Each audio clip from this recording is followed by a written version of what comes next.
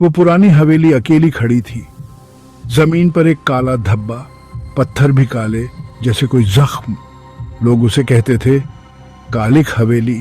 कहते थे हवा में फुसफुसाहट होती है, रात में कोई ठंडा छू जाता है।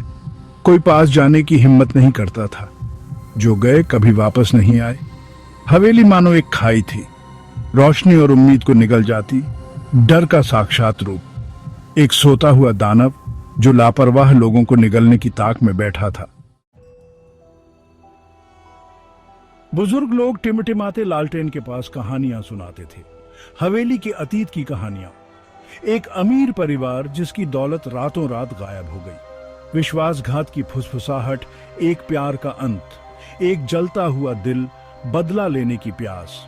पूरा परिवार एक ही रात में खत्म। उनकी आत्माएं दीवारों में कैद, सुकून की तलाश में, बदला लेने की चाहत में, या शायद बस अपने आदेब से मुक्ति की तलाश में। राजीव इन कहानियों पर हंसता था। उसे ये सब मजाक लगता था। एक जवान लड़का, जोश और हिम्मत से भरा हुआ। उसके दिल में डर का नामो निशान नहीं था।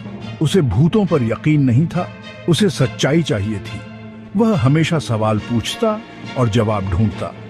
उसने हवेली में एक रात बिताने का फैसला किया। यह उसके लिए एक चुनौती थी, अपने डर का सामना करने के लिए। वह जानता था कि यह आसान नहीं होगा। कहानियों को झूठा साबित करने के लिए वह सच्चाई को सामने लाना चाहता था। हवेली में छिपे जवाब ढूंढने के लिए हर कोने में उसे कुछ नया दिखता। जैसे ही सूरज डूबने लगा, वो हवेली के पास पहुंचा। आसमान का रंग बदल रहा था। हवा ठंडी हो गई, परछाई लंबी होती गई, जैसे कोई पंजा पकड़ने के लिए बाज रहा हो। राजीव ने एक गहरी सांस ली और आगे बढ़ा।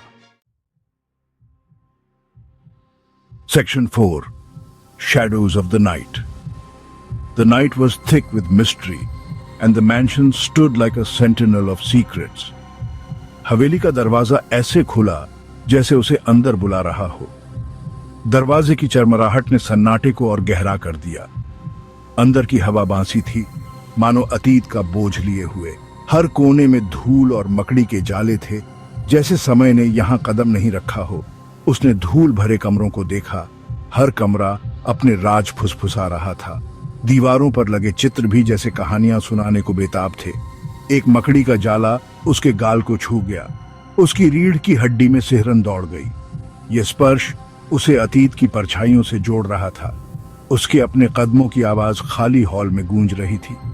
हर गूंज उसे और भी अकेला महसूस करा रही थी।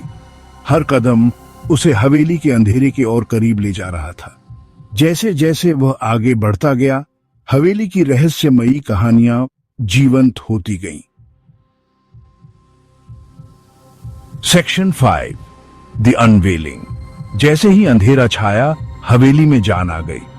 फर्श चरमराने लगे। दीवारों से एक दर्द भरी आह निकली। उसने उसे देखा। एक झलक, सफेद साड़ी में एक औरत, उसका चेहरा परछाई में छिपा हुआ। वो दिखी और उतनी ही तेजी से गायब हो गई। उसका दिल जोर से धड़कने लगा। डर, ठंडा और तेज, उसे जकड़ने लगा। वो अब हवेली में अकेला नहीं था। सेक्शन 6. An empty cradle. वो हवेली में भागा। हर कमरा उसके डर का आईना था। हर कोने में छिपा हुआ अंधेरा उसके दिल की धड़कनें तेज कर रहा था। भूतिया साया उसका पीछा कर रहा था। उसके पीछे पीछे उसके दर्द भरे रोने की आवाज गूंज रही थी। उसकी हर सांस में डर और बेचैनी थी। वो भागते भागते एक नर्सरी में जा घुसा।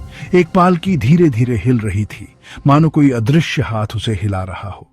उस कमरे की ठंडक उसकी हड्डियों तक पहुंच रही थी। खिड़की के पास एक खाली पालना रखा था। उस पालने की धूल और जाले उसकी पुरानी कहानियों को बयां कर रहे थे।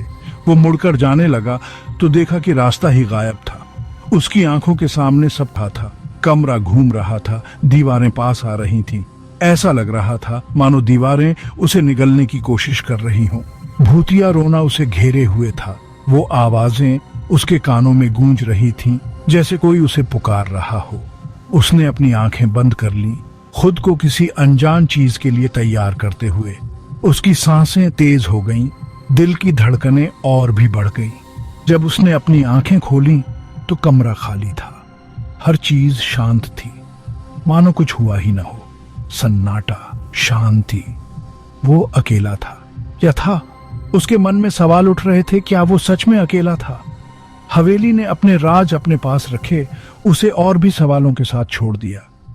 वो जानता था कि इस हवेली में और भी रहस्य छिपे हैं, जिन्हें जानना अभी बाकी है।